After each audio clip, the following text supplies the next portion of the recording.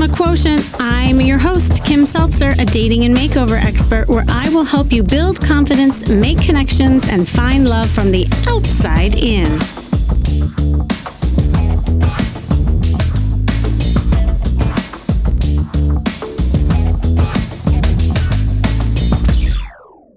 Have you ever looked back at a breakup and thought, how did I miss those red flags? Like, the truth is, you don't usually miss them. You explain them away. Psychologically, your brains are all wired to seek familiarity, even if it's unhealthy. It's like, oh, I know this feeling, or oh, I know this guy. But, unresolved wounds from childhood, the roles you played in your family, or early relationship experiences can all prime you to be drawn to the same type of person over and over and over again. And that's why someone who grew up in, like, say, an emotionally unavailable household, or they had parents or even one parent that was emotionally unavailable, they might repeat those patterns by choosing somebody who can't fully show up or is not available in some way, because on some deep subconscious level, it feels normal. I remember, this obviously a lot of clients that I work with, because we always go back to the past and how our past is connected to the future and the choices we make, the patterns that get created. But this particular client, she came to me after her third relationship in a row that not only ended the same way, but they were the same person, just in a different costume, right? And it would always surprise her. It's like, hey, how did this guy get here after like uncovering the costume? But the thing that always happened is that her partner would pull away as things got serious. And at first, she thought she just had bad luck in dating. But as we worked together, she realized that she'd been ignoring the subtle signs of emotional unavailability early on. So, like, canceled plans were happening, vague communication, reluctance to talk about the future or their feelings, and keeping everything just like kind of fun and superficial. Why? Because those patterns mirrored her father's distant style of love growing up. And guess what? In order for her to protect herself, like, that's what she was doing, she was keeping people at a distance to try to ward off the same pattern. And it was almost like an oxymoron, right? Because in efforts of protecting herself, she was actually ironically creating it by being unavailable herself. And it wasn't until she recognized this and started paying attention to those early cues that she began breaking this cycle. Obviously, we had to do a lot of work. I developed a whole dating plan where she was dating up a storm and not like really getting attached, but paying attention to those signs in the process. And then in the end, she attracted this lovely relationship, and it was a man who was completely available, because guess what? She was. So today I am chatting with an amazing woman who sees a lot of what fails in relationships as an attorney in family law, to help me explore the psychology behind common themes of failed relationships and what to look for in your future partners while dating. Also, why you might unconsciously be kind of pulled into these traps, and how to stop repeating history so that you can create the healthy love that you want. So here is a little bit about her. She is a family law attorney, and she's the author of Live, Laugh, Find True Love, a step-by-step guide to dating and finding a meaningful relationship by a divorce attorney. I love that. And she's also a yoga instructor, raised by a mother who practiced family law for 30 years. She's been immersed in relationship and divorce dynamics her entire life. And her background, both in courtroom and as a yoga teacher, has given her a calm, grounded approach to guiding people through some of the most emotional transitions of their life. We're going to have a great conversation. Welcome, Sarah Intelligator. Did I say it right? You did. Thank you. Thanks for having me. Yeah, thanks for coming on. Yeah, I was super intrigued with just, because coming from your background, the angle that you kind of put on things. And I honestly don't even know your whole story. So I would love for you to share, like, how did you segue from attorney to this, and what got you so like into it? Okay, so I'm still an attorney. I'm still practicing. Oh, okay. Yeah, so I'm seeing the good and the bad and the ugly every single day, mostly the ugly. But I went through my own divorce. I'm remarried now. I did a lot of my own therapy and work in between those two marriages. And also, I watch these relationships fail day in and day out in my line of work. And I watch not only the financial devastation, but the emotional devastation that ensues. And in particular, when children are involved, how deleterious it can be for the children. I mean, not always, but when there's an acrimonious divorce and people are really treating each other poorly and they're dragging their children through it, like how horrible it is. And so I kind of thought, if there's a way that I can prevent people from getting to that point where they experience that pain, that financial, total hardship that going through a divorce can impose on somebody, and then their children going through it, if I can prevent all of that, then I'm okay with a little self-sabotage for the greater good. Well, thanks for sacrificing yourself. Thank you. We Thank you. all, well, I always joke, I mean, we're always our own best teachers, right? Every single time. I mean, I have a similar story, and that's why I have the passion as well. Well, so obviously, like you see a lot and you've been through a lot. What were some of the, I guess, kind of themes that you saw? I know you have this kind of these F words that we're going to go over in a second, but I'm just more curious, just from your heart, things that you just kind of saw over and over and over again.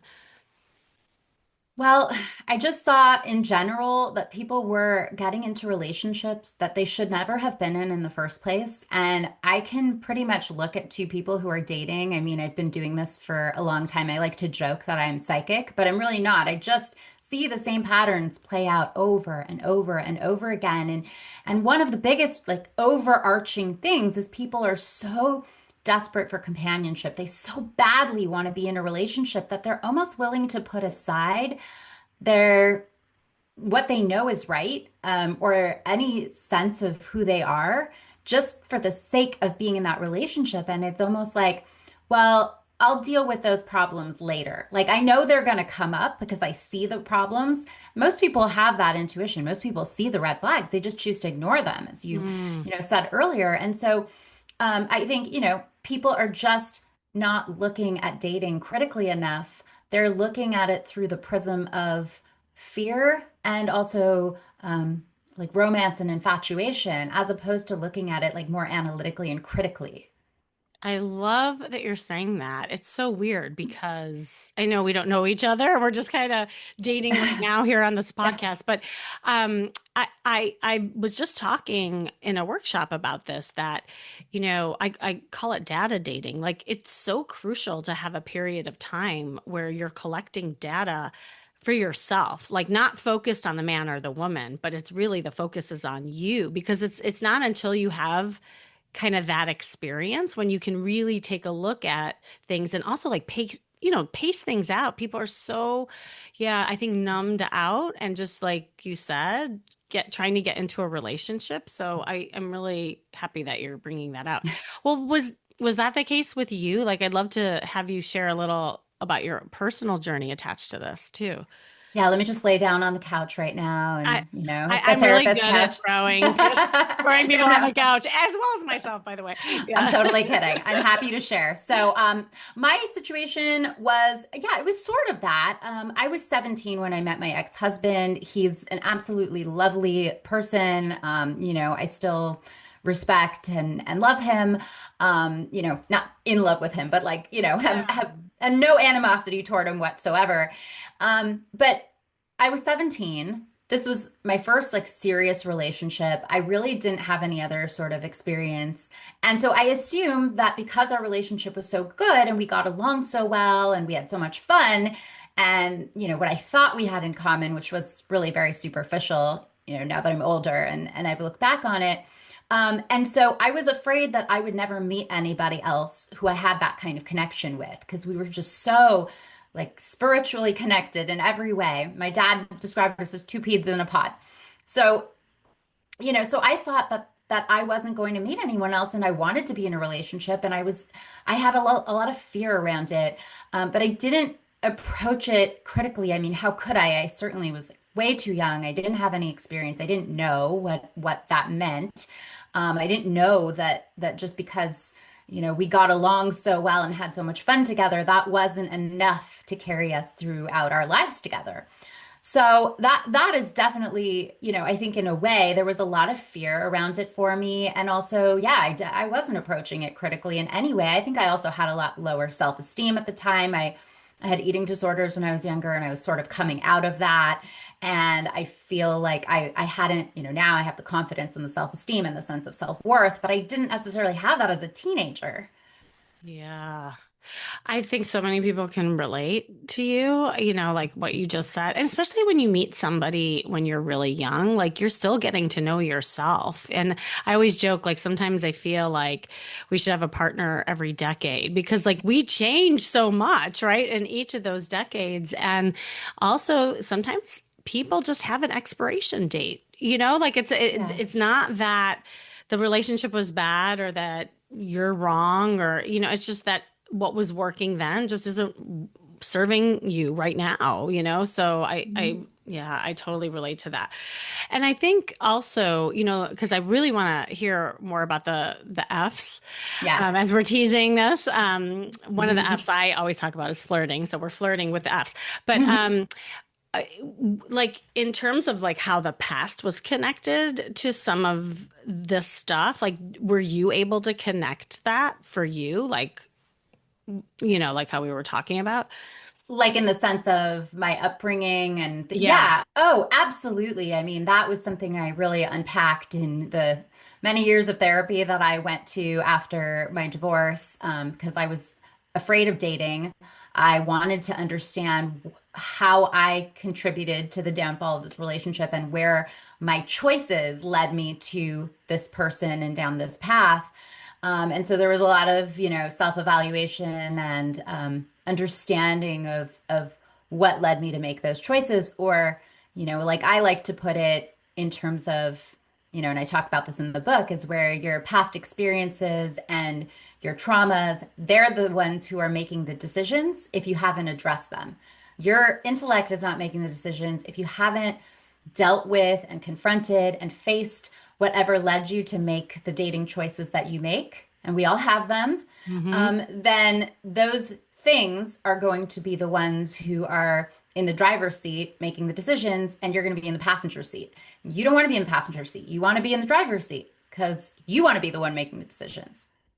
I really like that because it's very empowering, right? Because it's so easy to blame the past or blame the guy, the girl, the age, the locate, like whatever it is, right? And the fact that, and I say this too, is like if you could do something that could get a different result, like why wouldn't you do that? Like that's all we have control over is us. So I like how you're like almost like putting ownership to it. Yeah. And that's, yeah, no, that is super powerful. So then how did this like these F words come about? And let's talk about it a little bit. Okay, so the dirty F words, they're really not that dirty.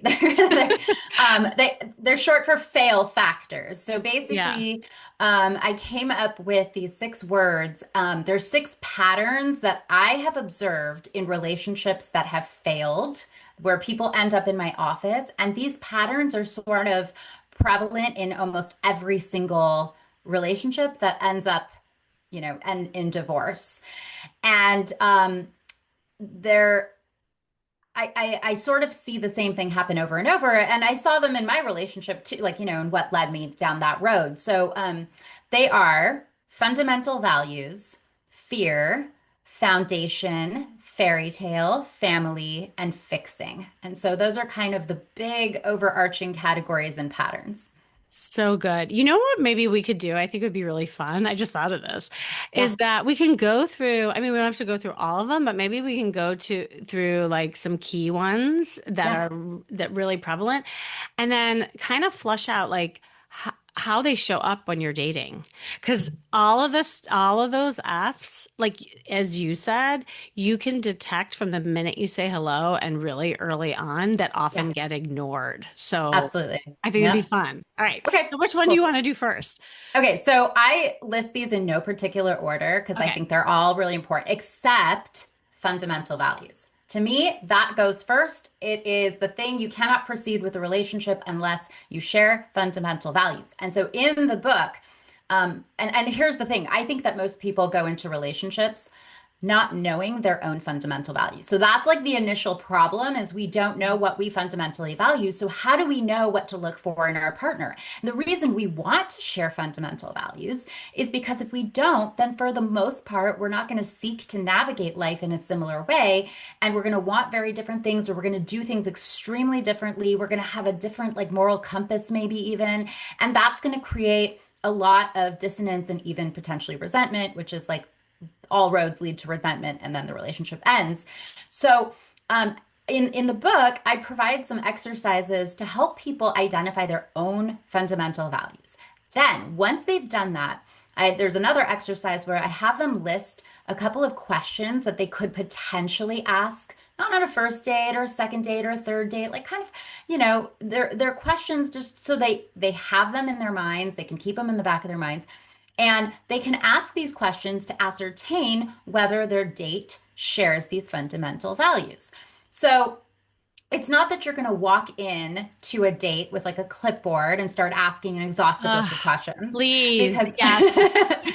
Do not do that. Do not be the list lady or no, man. That's the worst. no, Okay. no. But I mean, as you said, flirtation is important. Like Yes. there should be flirtation, there should be chemistry, there should be all these things. But you should also be ascertaining, you should be approaching it critically, whether your date shares your fundamental values. And it might take several dates before you get there. But if, for instance, you know deep down inside, you've identified it, you're aware that you are a devout Catholic. I'm just giving an Mhm. example.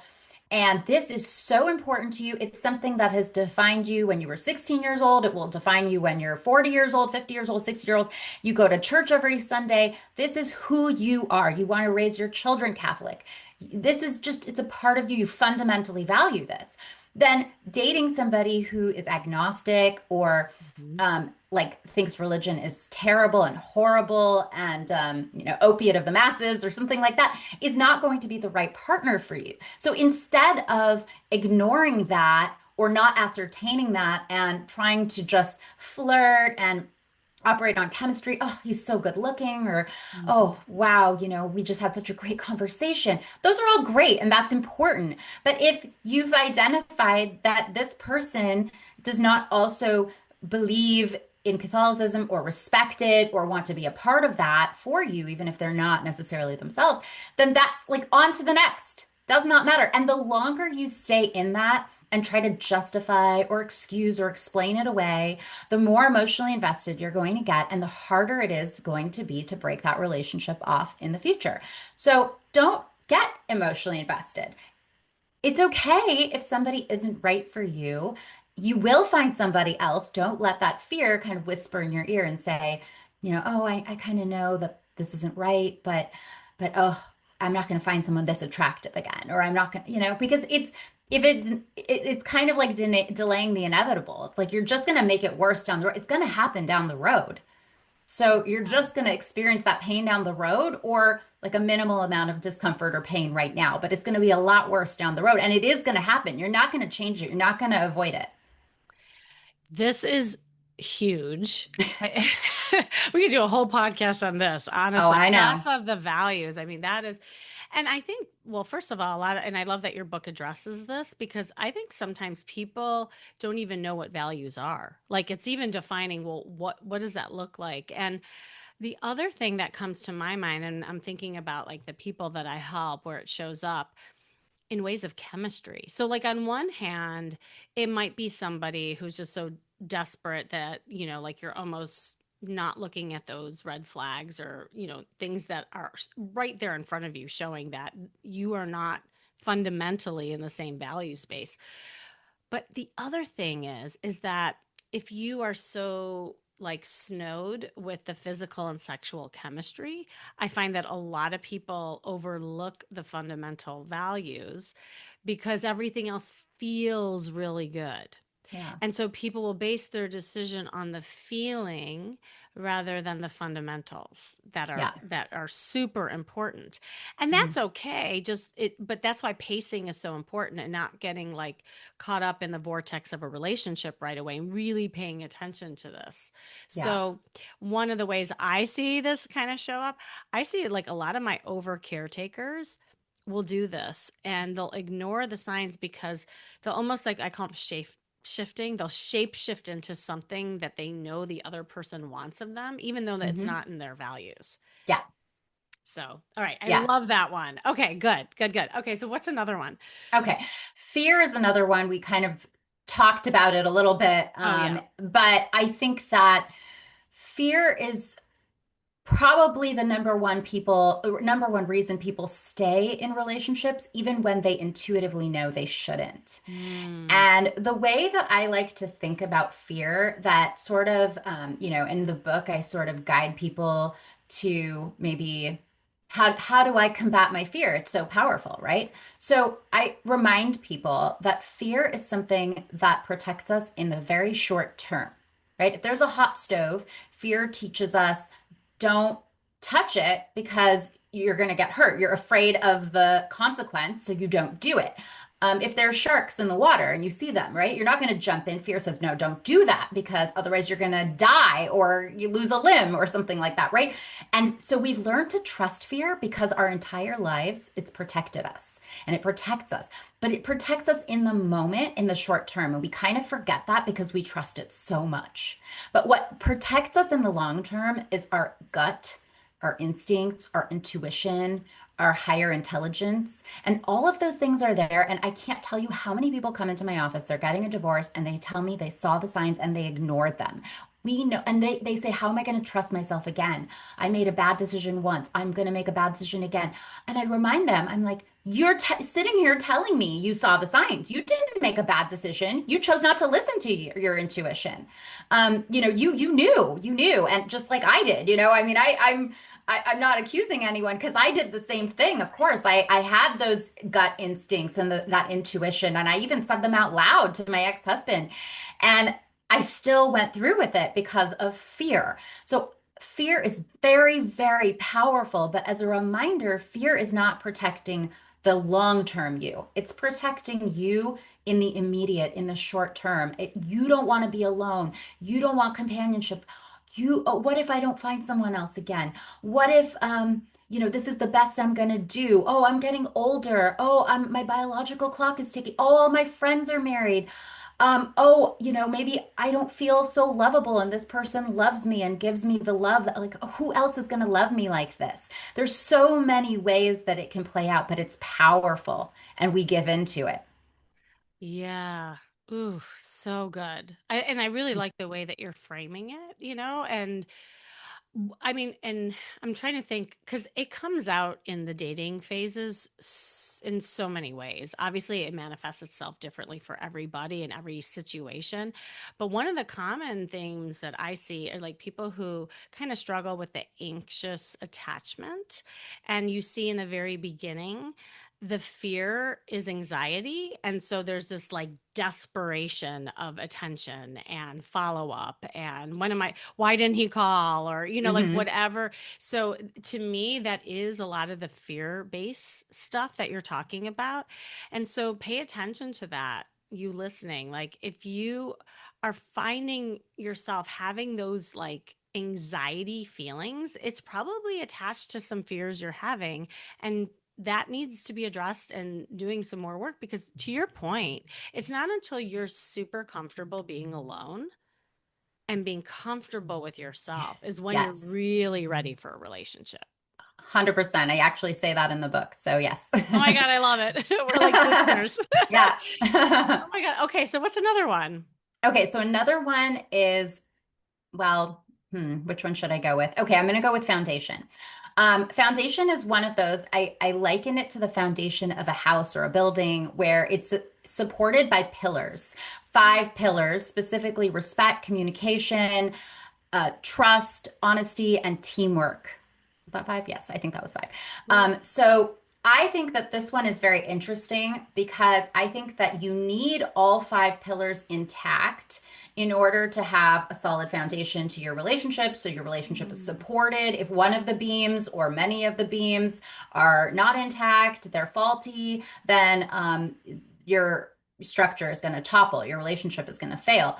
Um, but this one is unique in the sense that I think that this one, even if you have a solid foundation going into a relationship, you can actually topple the pillars even after you're married or you're in a life partnership. I think that we constantly need to be working at keeping these pillars intact, like reinforcing the beams. If you're buying a house and the foundation is a little faulty and you have a foundation guy come in and patch some of the beams or whatever, like you need to be working on respect, communication, teamwork, honesty, and trust because without these all intact, your relationship is going to topple. Yeah. I was wondering, like, so when people then come to you in the failed relationship and they're like encroaching upon divorce, how does that show up, the foundation piece? Like, what does that look like? It's almost like a domino effect. It's like Mm. somebody communicates in a way that is disrespectful. So now we're taking out communication respect, and that might lead to a lack of teamwork. It might lead to a lack of trust. I mean, like you can knock, like one knocks out another one. And, communication, obviously, that's like ding, ding, ding, right? That's the cornerstone of a good relationship. Among many other things. But the way we communicate with each other is so important. And so people think like, oh, I'm communicative, I'm talking, things like that. But like, are you communicating in a respectful way? Are you communicating in a way that gets through to the other person, that resonates with the other person so they can actually hear you? When you listen to your partner speak, um, do you hear what they're saying? Or are you just listening and watching their lips move? How are you communicating and what is the quality of that communication? I see, because, okay, let me give you this example. So, one thing that, like, this is like my favorite example. So, a woman, because this is typically what it is, will walk over to her boyfriend, husband, whatever, and say, what do you think of this dress? How does it look on me? And she wants him to say it looks fabulous. She feels fabulous in it. She wants him to say it looks amazing. Mm-hmm. And he has two choices because the dress doesn't look great. He can be honest and say, well, I guess he has three choices. He can be honest and say, uh, you know, uh, I've seen you look better in other things. It's not you, Mm-hmm. it's the dress, but like, I don't think that's like particularly flattering on you. He can say, ugh, that looks awful. Or he can lie and say, yeah, it looks great. So if he says the honest and respectful answer, which was the first one, and he says, you know, it's not you, you're beautiful, but the dress just maybe doesn't, it's not super flattering. I don't think it's like the right cut for your body or whatever. And she loses it on him. She has just taught him that being honest and respectful in his communication doesn't work. He's going to get a negative reinforcement to that.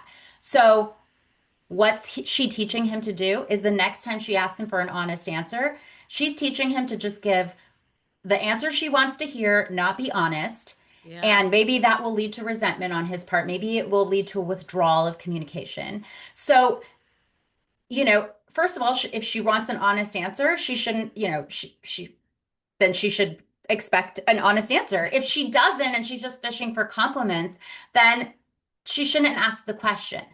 Then she should ask it differently, right? So the way we communicate and how we program our partners and teach our partners in the way we communicate with each other is so important. And I think so many people get this wrong. That even Yeah. if it's a good couple, like even if it's like shared fundamental values, that like we get this part wrong and this leads to resentment and poor communication and mistrust and all these things. And disrespect. Yes. Respect is huge. I'm glad that you talked about that too. What's so brilliant about just using the word foundation, like you were saying, it's almost like a house and there's pillars, is that I think for a relationship to survive, you have to feel safe. And if there's any crack in the foundation, it's not safe. It's just not safe in being there. And especially like women, I think want to feel that security and safety. Like Hmm. that's huge. And there's gender differences there, but even men have that sense as well. And the words that you choose is so important because to your point, like there could be communication happening, but the two people are talking different languages and the way that they're receiving it and the way that they're giving it. And on top of it, this is how like complicated it is. And it's good news because there are things that you could do to learn to really like handle this. There are ways that people process things that are different. There are visual people, there are kinesthetic people, there are auditory people. So it's like you have to even talk to your partner of like what they like, right? Like Yeah. how do they want to be communicated with? So like there's so much here to unpack and it's so important. And that's why like relationships are hard. I mean, Yeah. and rewarding at the same time if you're willing to do the work, but you got to do the work. You have to Yeah. like figure out what your piece is in it for Yeah. sure. Yeah. So, um oh my gosh, I know. Like I could go on and on with you. I was like looking at the time, like, oh my God. Well, I mean, just really quickly, because there's Yeah. the family and the fixing and the fairy tale. Like I love those too. Do you want to just maybe summarize the three of them Yeah. and then obviously they can go to your book and find out more. Oh yeah, real life stories in there. Okay, so I will try to be succinct here. So fairy tale, we have this sort of idealized notion of what relationships are, whether it's Disney movies, social media, we're seeing this ideal. So our goal is not to get into a relationship that is meaningful, that will last over the course of a lifetime, where we're with a partner with whom we share fundamental values. Our goal is to get to the wedding day. And there's so much like the wedding day is really, it's the least important day of your life, like not in popular opinion, but like in my opinion. Hmm.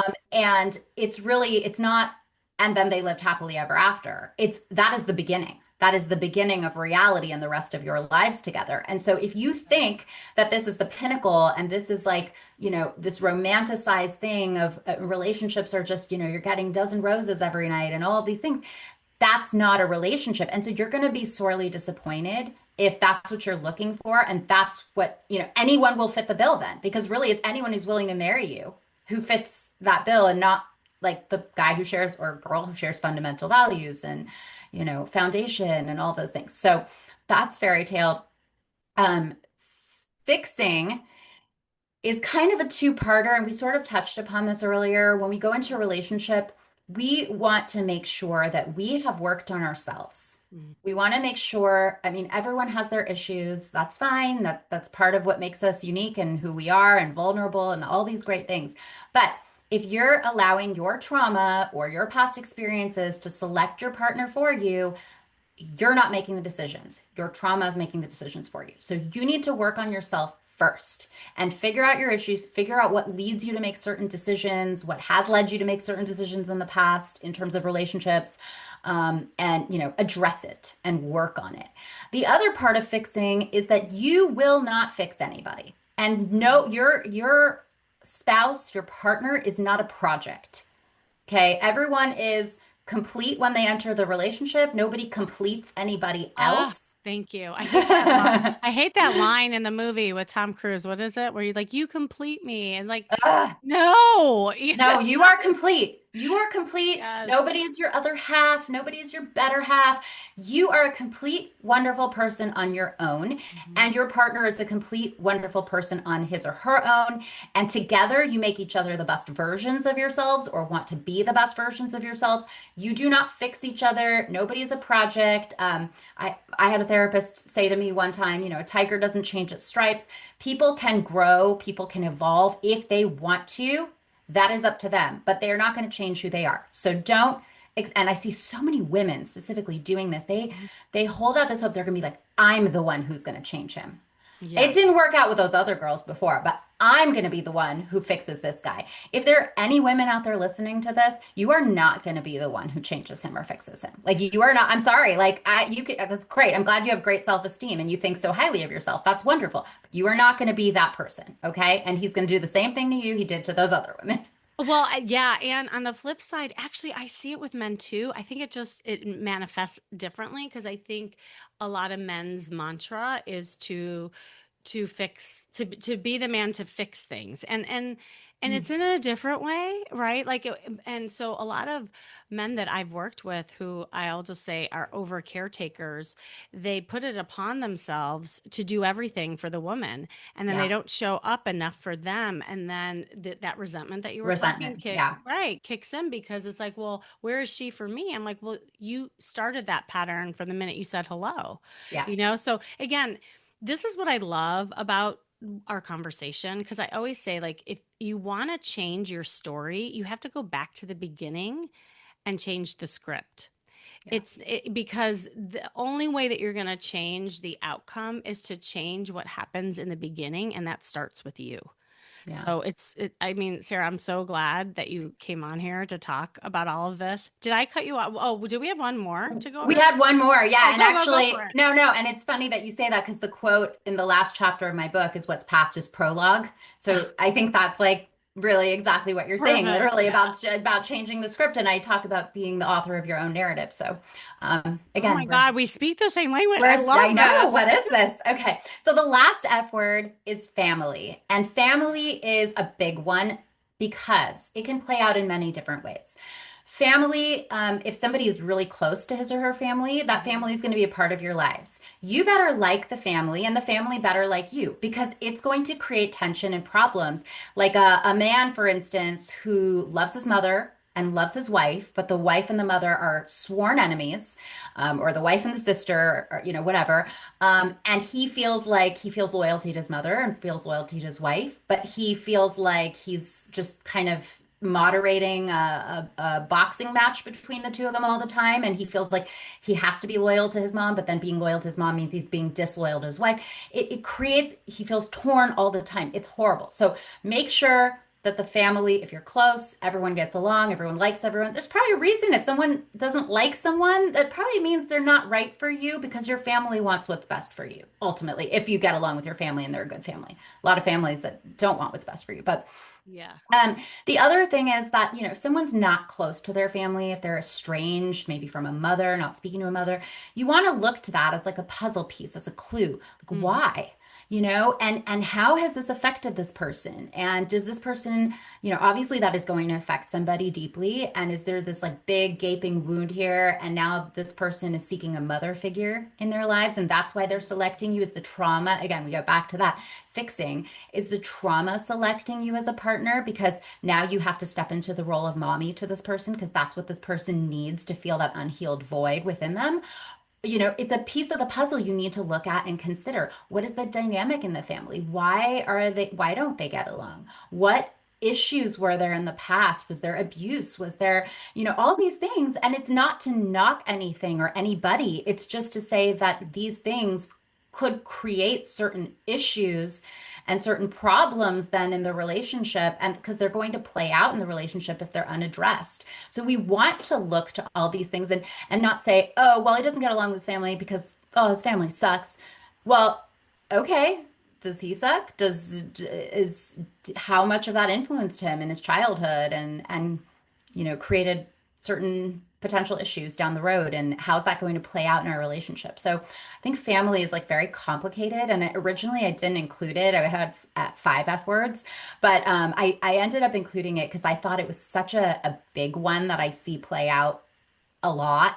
And so yeah, there it is. I mean, it's everything, quite Yeah, honestly. Like, yeah, because it goes even beyond what you're saying. Because, right, like, so you might see, like, you might look at someone's family and you see red flags, or you're dissecting kind of like what's what. But then it's looking at your piece of why you're attracted to that and attracting that. So, yep, like in your family system, if you were the fixer of the parents constantly getting in fights, then you might be drawn to characteristics of that person who is the symptom of parents who do the same thing. Like, so yeah, exactly. it's so complex.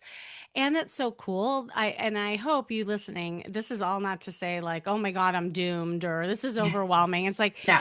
like sharing your story, Sarah, was super inspiring because I wanted people to hear like you can work on things and you can find love again and it can look and feel so different. And I know from my experience too. So I just think this is such a great way to just think about things because again, like we change in that awareness stage. That's the first thing that needs to happen. So anyway, I could go on and on with you. So, any like last parting words, and where can people find you if they need you, your book, all of it? Yes. Parting words. Know your value and don't sell yourself short. Hold out for what you deserve and don't give in to fear and you're a low self-esteem. Like you deserve to love and to be loved in a healthy way. And people can find me at my Instagram, which is sarah.a.intelligator.esq, or at my website, which is lafamilylawpractice.com. Awesome. Sarah, it's so good meeting you and having you You on here. too. Thank you for Thanks, having me. thanks for sharing. And Yeah. thank you for you listening, joining me today. This has been the Charisma Quotient. I'm your host, of course, Kimmy Seltzer. And remember, you can build confidence, make connections, and find love from the outside in. And if you are sabotaging love with some hidden familiar patterns, just hop on a call with me. We'll flush it out, what might be causing that, and finding ways to break the cycle. So just click the link you see in the show notes to book it. And remember, working on you is working on your dating life. That's all for now.